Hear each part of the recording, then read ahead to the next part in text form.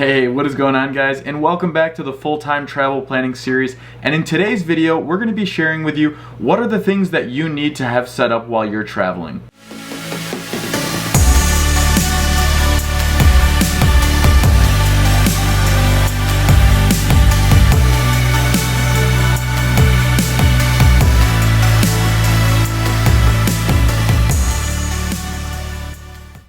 So as we go through the list of recommendations I have, you may find a few of these as a bit of a review for you. Hopefully you've started to think about some of these already, but I still want to go a little bit further and share some of my experiences and how I've approached each one of these topics, because they might be able to help you with some planning and some other ideas on things you may not have thought of yet. So the first one on the list here is cell phone service. Obviously everyone needs their cell phones these days to stay in communication constantly. And if you've ever done any traveling before, you may have had to purchase a SIM card in the past. You take your current phone, which usually needs to be unlocked, actually almost always needs to be unlocked, pop out the SIM card, put the local SIM card in. That's going to give you a new phone number as well as some sort of prepaid service. That's the most common way people usually do it. But up until this past August, I was doing the same thing, or while I was just doing 1 to 2 week vacations, I would just pay the $10 per day through AT&T for an international plan. And that adds up though if you're traveling for a year. 10 bucks per day on top of your normal bill, 365 days a year. Yeah, you do the math. That'll cost you a lot of money. So I was talking to my brother back in August and I was like, geez, yeah, the only thing I'm not excited for is at first I'm going to be traveling every 3 to 4 days to a new country when I first started traveling. And so he was like, well, that means you have to get a new SIM card every single time you go to a new country. And I was like, yeah, you know, I'm not really excited to do that, but I want to do it as cheap as possible. He's like, well, have you looked into Google Fi's service? And I was like, I didn't even know Google was a phone company. And so much to my surprise, he was absolutely right. Google's been around for quite some time now with their phone service plan, and it seems to be getting better and better. Now, Google Fi offers a really great plan. They offer an unlimited plan which gives you unlimited data and text all around the world, and then when you're back in the United States, you have unlimited calling. Now, when you're in other countries around the world, I believe it's 20 cents per minute to call back to the US, and then there's rates depending on the country you're in to call within that country. So with that in mind though, you're gonna pay a little bit more than if you're to get a new SIM card every time you go to a new country. But I just wanted to talk with you about why for me it made so much more sense to go with Google Fi. And the first thing was I was able to keep my phone number anywhere in the world. So I remembered when I studied in Spain in 2012, I got a SIM card over in Spain and I had a random Spanish number. So I found out when I got back, a bunch of my friends had texted my old number. They just didn't realize I didn't have service, and they never heard back from me. So I was pretty bummed because I'll never know what those messages were. I never got to reply, and I felt kind of bad because they probably thought I was just blowing them off. And so the opportunity to continue having my number without paying a fortune was something that stuck out to me so quickly as, wow, I really need to do this. But then I was like, well, how much is this going to cost me to have an international plan? Like the thought of international plans at least like 10 years ago, it's easy to rack up $1,000 in a couple days. Now luckily the telecommunications companies have toned down quite a bit with those fees, luckily. But with that in mind, Google's taken it one step further, where I believe I pay somewhere around $65 per month for that plan. And yeah, basically I land in a new country. It takes a minute or two to program to whatever network's available, and then I have service there. My texts come in, my data comes in, and I'm all set. That being said, I think the only thing you have to think about is, hey, do I want to go to Thailand, for example, for a month, and maybe I can get a SIM card for 10, 20 bucks? Or if you're gonna be traveling to, you know, Thailand and then to Tokyo and then to, I don't know, wherever, Russia, all these different places, and you're gonna have to get a new SIM card every week or two, one, that's a pain in the butt to have to go to the phone store every single time. And then two, that might start to add up when you're getting SIM cards in new locations. Now, yes, $65 per month is a bit of a premium, but if you do have other family members, I believe once you get up to 4 family members on one plan, it makes it that much more beneficial for you to get it. I think it comes down to $45 per line. So that's a great deal if you can toss a couple family members on your plan. And then it's quite competitive, I would say, with what a SIM card would cost in some countries. So the next topic I want to talk about is probably something you're wondering, how do I get my mail if I don't have an address? If you saw one of my earlier videos in this series, you know that I don't want to have to pay for rent while I'm out traveling the world, because then I'm double paying for accommodation costs every single night, which makes travel so expensive. So with that, I did some research. I was like, there's got to be some sort of courier service or something that can collect all my mail while I'm traveling. And of course, to my surprise, with how advanced this world is, there absolutely was, and there was quite a few companies who offer this service. For me, I ended up choosing a company called Scan Mailboxes, and I have been quite happy with them. I've been using them actually since before I even started traveling. My last 3 months before I started traveling last summer, I was living kind of between two addresses, and I was like, I don't know which address I should use for all my mail. So I was like, how about I just go ahead and set up this mail forwarding service now, kind of test how it works, and then that'll give me a good idea what it's gonna be like once I start traveling. And needless to say, even when I'm done traveling, if I'm ever done traveling, I'm gonna continue using this service, because how it works is I have an address in Austin, Texas. That address is where this company's headquarters are, and all my mail gets sent there to my specific, it's kind of like a PO box, and then they receive it and they scan just the top unopened portion of the letter.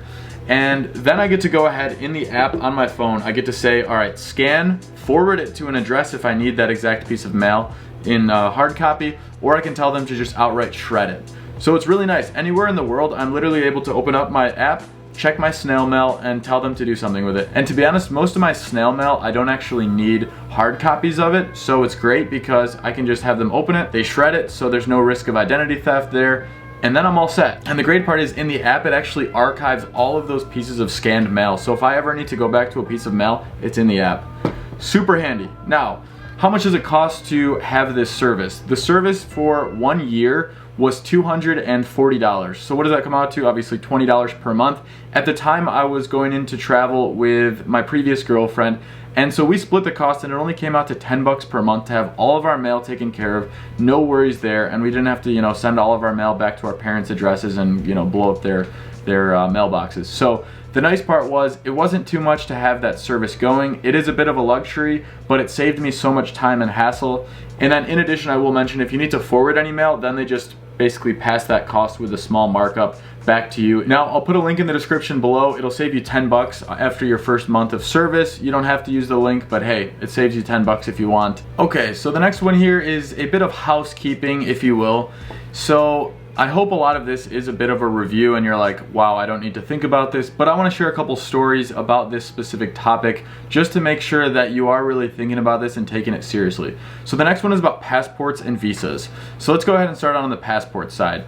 So I would take a look at your current passport and have a couple years on your passport if you're going to be traveling for at least a year. For a couple reasons. One, if you're only 6 months out, there's a lot of countries that won't even let you into their country without having at least 6 months of validity. Number two, you might end up traveling for more than a year if you have a business or whatever it is that takes off and you end up staying on the road. You don't want to have to come all the way back to the US if you're on the other side of the world. That'll cost a lot of money. Then you'll have to wait quite a few weeks to get your passport renewed. And so that's not something you want to deal with if you're out living in the world. That can get expensive. So number three, this was actually my situation that I had to face. I had a passport for maybe 7 years or so this past summer, and I only had about 3 or 4 pages left because I did quite a bit of traveling with that passport. And so the reason why I'm sharing this with you is because I had a coworker that I was working with at my previous company who went to South Africa, and when she arrived, she was thrown in a holding cell. She didn't do anything wrong, but she found out that in South Africa, if you don't have a full page in your booklet available to stamp, they will not let you in the country. So she got put into a holding cell for I believe that whole night until she bought a flight out the next day to Dubai. So this poor innocent girl arrives to this vacation she thought was going to be one of the best in the world and gets thrown in the slammer. I mean, that sounds like a nightmare. So I wanted to share that with you guys because it's pretty scary. You never know what other countries are going to be like that unless you've done enough research. And not all of us always think to do research on those types of administrative type things. So if I were you, I would go ahead and take a few extra steps, pay the $100 or whatever it is, renew your passport. They even have an option that you can check in order to get the larger passport book, which gives you more pages inside your passport. And then you're gonna make sure you're all set. You don't have to run into any of those just random, horrible travel frustrations that she had to deal with, and we can all learn from her unfortunate days. And so the other side of passports is of course the visa side. It depends on the country you're going to and what your country of origin is where your passport was issued. That will decide what type of visas you need to get to go to different places. Now, I would recommend with every country you're going into to just take a quick look. You can easily find all of this on the internet. what are the requirements for the visas? Do I need to get a visa in advance? Yes or no? And you'll be able to find that. Some countries are offering online visas. I believe for New Zealand and Australia, I was able to get my visa taken care of quick and efficiently online for a very small fee for me to be able to go on, I think maybe like a vacation visa or whatever. I'm not going to give any advice on how to get visas or any of that. That's not what this video is for, but it is to remind you guys that you should look into it so you don't happen to arrive in a country and then at the border you either have to pay an exorbitant amount to get your visa, or they send you on the flight home and that costs you an exorbitant amount of money too. So let's try and avoid all of those and take a look at that. Okay, so the next one on here, I hope you have thought about at some point, but if not, well, we're gonna talk about it. So the next one I recommend to look into more is getting your travel vaccinations. And I would do this as close to the date of travel as possible, so that way your travel vaccines will last as long as possible. Not all travel vaccines make you immune for life. I'm not going to go into any health specific stuff in this portion, and I'm not going to make specific recommendations on what to get by country, but I am going to talk about vaccines in general and help you figure out where are the right resources for you in order to get your travel vaccines and your travel vaccines information. So in the last 10 years, I've had to get travel vaccines a few different times for some of those different types of vaccines that expire, and with that I've went to a few different clinics during my time, and I wanted to share with you which were my best experiences. So for quick vaccines, I've gone to places like CVS, which they will offer like a quick vaccine for a pretty competitive rate, but they don't always give you as much information about different destinations as you would like to know. Most recently, I went to a travel doctor in New York, and they specialize specifically only in travel vaccinations and travel advice for it. And so I think I paid a little bit more than what CVS would have charged. But going into that meeting with the doctor, the consultation, she went through everything. I told her like the 25 or 30 countries I thought I would be going to in 2019 and 2020. And she knew all of those countries like an expert. She was like, all right, you need to get this shot, this shot, this shot, and this shot. Here's the risks in each place, and here's basically all the precautions you should take and look out for. So I felt so great walking out of that with all of the knowledge that I had about each one of these countries and what are some of the outbreaks they've had, what are some of the viruses and diseases that you need to get vaccinated for. And to have that knowledge gave me such peace of mind that I was quite happy. Now, I will say, no matter where you go and depending on the types of vaccines you get ready to pay a pretty penny. Now, I had some vaccines a couple years ago, paid a few $100s, and then I went in for even more vaccines since I was going to quite a few countries, and I paid $1,200. And that was for 5 different vaccines. Plus I had to pay for my malaria medication. Yeah, it added up. I think I paid about $1,400 for all the medical. You need to plan for this because that's a big cost. If you saw in one of the earlier videos, and I'll put a link in the description below if you did not, planning your costs and planning your expenses are going to be key to having a successful travel plan. And with that, with such a massive cost for vaccines, you need to account for that. So I just wanted to give you a couple thoughts there on where you can go. I would just Google in your area, your local area, what type of options you have. Like I said, CVS was good for a couple quick shots that I didn't need to know much about, but for me, going to a bunch of different countries, going to a travel specific doctor was so great because she gave me so many travel resources and told me all about the different viruses, vaccines, everything I should be concerned about. So check out the vaccines and definitely get those because you don't want to risk running into any health issues. And speaking about health, as a final note for this video, there is the last point I want to talk about, which is about travel health insurance. So I'm bringing this one up to you because travel health insurance, just like any insurance, most people will say, is so annoying to pay for because most of the time you don't use it, but when you don't have it, you wish you had it. And so travel insurance is much, much cheaper usually than your standard health insurance plans back in the United States. For the most part, it doesn't cover like preventative type of checkups, but it does cover most of your reactive type of checkups. But with that in mind, all travel health is different. So I just want to say that before I go into any travel health recommendations first. So to talk a little bit more about what travel health insurance covers, at least my plan, is it covers quite a few things, not just health. So it covers obviously your reactive health. So if God forbid something horrible happened and I passed away in another country, it's going to cover those really expensive costs to send my body back to another country, which can cost hundreds of thousands, if not like $1 million.